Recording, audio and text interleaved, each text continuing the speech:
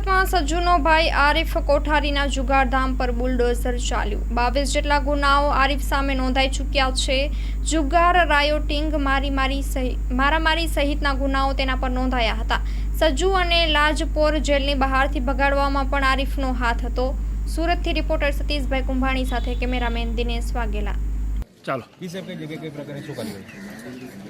આરિફ કોઠારી કરીને આરોપી છે, એનું મકાન છે અને એના વિરુદ્ધમાં 22 જેટલા ગુના નોંધાયેલા છે। તેમાં રાયોટિંગના ગુના છે, આરોપી બગાડવા સંબંધીના ગુના છે, જુગાર સંબંધી ગુના નોંધાયેલા છે અને અગાઉ એના વિરુદ્ધમાં પાછા પણ કાર્યવાહી થયેલી છે। એસએફસી દ્વારા આજે એનું જે મકાન આવેલું છે એ વેરીફાઈ કરતાં સરકારી જગ્યામાં હોવાનું એમને જણાયેલું, જે આધારે એ સરકારી જગ્યામાં દબાણ હોય એ દૂર કરવા માટે કાર્યવાહી હતી। તેમાં ઝોન 5 વિસ્તારના પોલીસના માણસો તથા એસઓજીના પોલીસના માણસો ફાળવવામાં આવેલા છે અને કાર્યવાહી છે। કેટલું મોટું બાંધકામ કર્યું છે?